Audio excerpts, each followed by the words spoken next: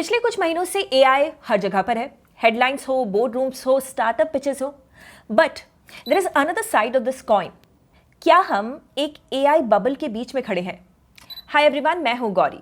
AI के hype के साथ अब एक स्केप्टिज्म भी आ रहा है, and that is going to be the first story that we are going to cover today. दूसरे अपडेट में Amazon ने इंडिया में अपने सबसे बड़े एक्विजिशन में $200 मिलियन में एक्सियो, जो कि एक डिजिटल लेंडर है, उसको बाय किया है। While this wasn't a flashy headline or a crazy valuation, this is actually a very big deal for Amazon as well as for the fintech sector. तीसरे अपडेट में नेशनल स्टॉक एक्सचेंज आईपीओ का इंतजार पूरे India को है। देश की most valued unlisted company का IPO could easily become India का बिगेस्ट मार्केट इवेंट। अब स्टॉक्स के साथ एक्सक्लूसिव कॉन्वर्सेशन में एनएसई चीफ ने आईपीओ की टाइमलाइन से जुड़ा एक बड़ा अपडेट दिया है। So let's get to it.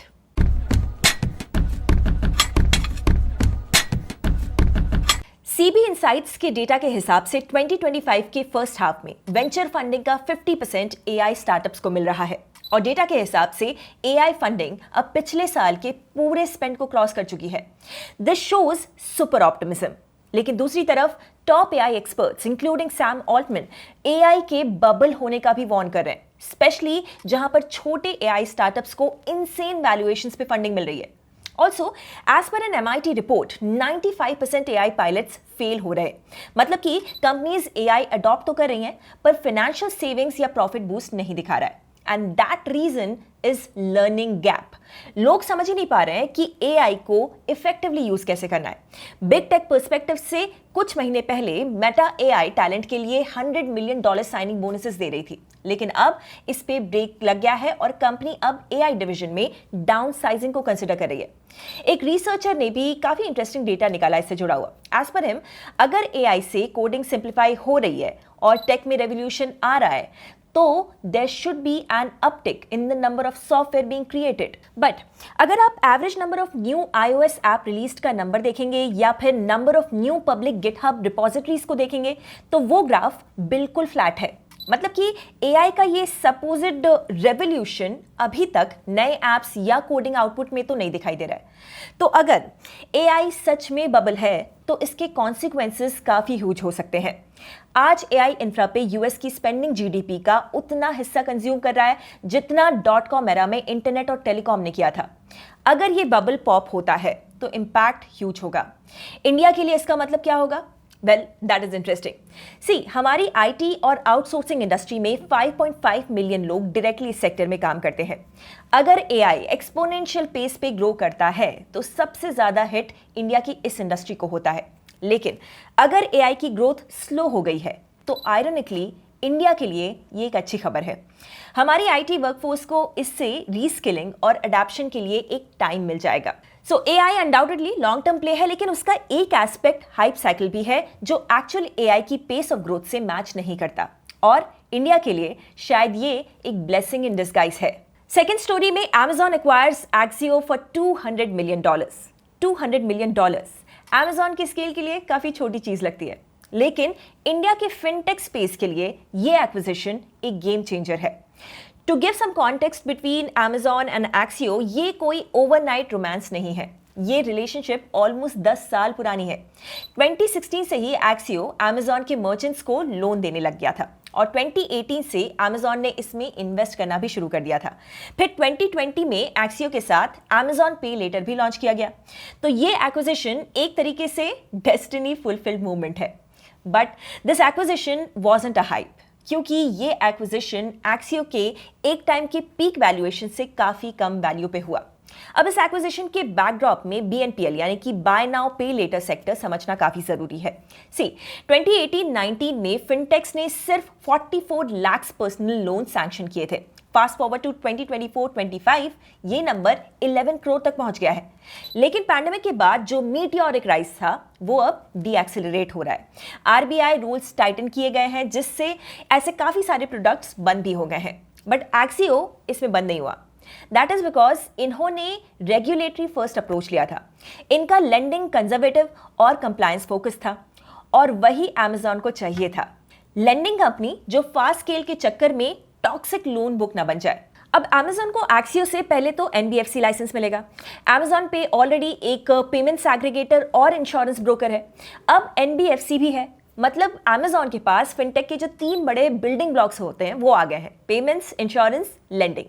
दूसरा, Amazon पे का UPI में शेयर बहुत लो है, तो Amazon के लिए डिफरेंशिएशन सिर्फ एक जगह है, वो है क्रेडिट। BNPL उन लोगों को टारगेट करता है जिनके पास क्रेडिट कार्ड नहीं है, और इंडिया में मेजॉरिटी लोग ऐसे ही हैं। 85 करोड़ इंटरनेट यूजर्स हैं, जिसमें से ऑनलाइन शॉपिंग 20 to 25% लोग करते हैं, और क्रेडिट कार्ड सर्कुलेशन 11 करोड़ है। मतलब अभी भी crores of Indians under served है, और जेनजी सेगमेंट भी 38 करोड़ स्ट्रांग है और $800 बिलियन का कंज्यूमर स्पेंड ड्राइव कर रहा है। 80% of this segment prefer digital first financial services. यही Amazon के लिए नेक्स्ट बिग मार्केट है।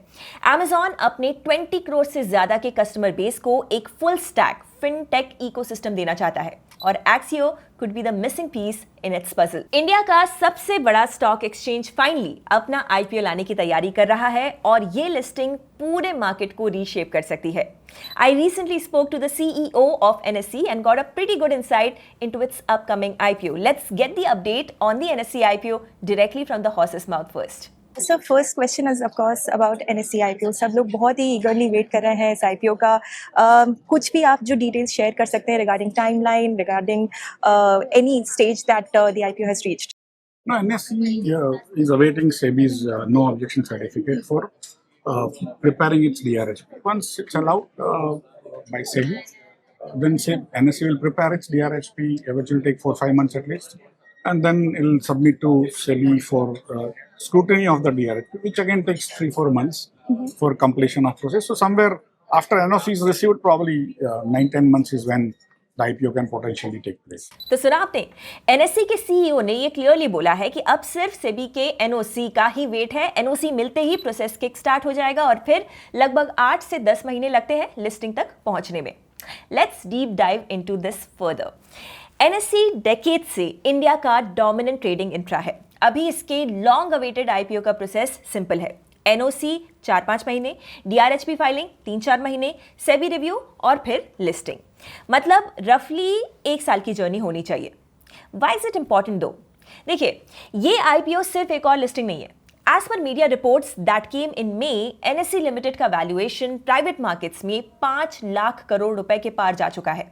अगर IPO में छोटा सा भी स्टेक बेचा जाए तो हेडलाइन नंबर इंडिया के मेगा IPOs को चैलेंज कर देगा। लेकिन याद रखिए, फाइनल वैल्यूएशन डिपेंड करेगा स्टेक साइज, प्राइसिंग मेथड और उस वक्त के मार्केट के मूड पर। एक और इंपॉर्टेंट चीज है NSE की फाइनेंशियल स्ट्रेंथ। बाकी IPO बाउंड कंपनी से अलग NSE is financially strong. Cash equities में इसका 94% मार्केट शेयर है, इक्विटी इंडेक्स फ्यूचर्स में 99% और इक्विटी इंडेक्स ऑप्शंस प्रीमियम में 88%। FY25 में total income 17% year on year बढ़ी टू 19,000 करोड़ से ज्यादा, और नेट प्रॉफिट सर्च हुआ 47% टू ₹12,188 करोड़। एक्सचेंज की प्रॉफिटेबिलिटी हाई है with an EBITDA margin of 74% and return on equity of 45%। But NSE IPO story का सबसे बड़ा वाइल्ड कार्ड सेबी है। याद रखिए, NSE लगभग 1 डेकेड से IPO लाने की कोशिश में है, बट तभी से रेगुलेटरी हर्डल्स भी फेस कर रहा है। NSE पर सेबी की ओर से कोलोकेशन और गवर्नेंस रिलेटेड प्रोब्स हो चुके हैं। According to a Reuters report, NSE ने सेबी को 1,388 करोड़ रुपीस सेटलमेंट भी ऑफर किया to resolve the disputes.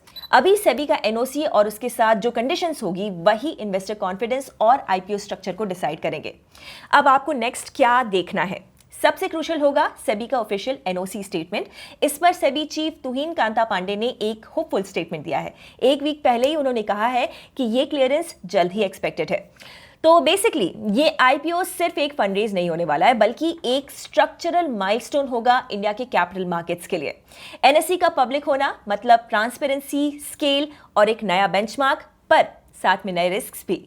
That's a wrap। एक तरफ AI बबल और ब्रेक थ्रू के बीच में अटका हुआ है, दूसरी तरफ Amazon क्वाइटली अपने फिनटेक एम्पायर को बिल्ड कर रहा है, और तीसरी तरफ NSE IPO शायद इंडिया का सबसे बड़ा मार्केट इवेंट बन सकता है। तीनों स्टोरीज के इम्पैक्ट सिर्फ इन्वेस्टर्स पर नहीं बल्कि पूरे इकोसिस्टम पर हो सकते हैं। If you like this breakdown, give us a like, and ऐसे ही डीप डाइव स्टोरीज के लिए subscribe Upstox. See you in our next video. Investment in securities market are subject to market risks. Read all the related documents carefully before investing.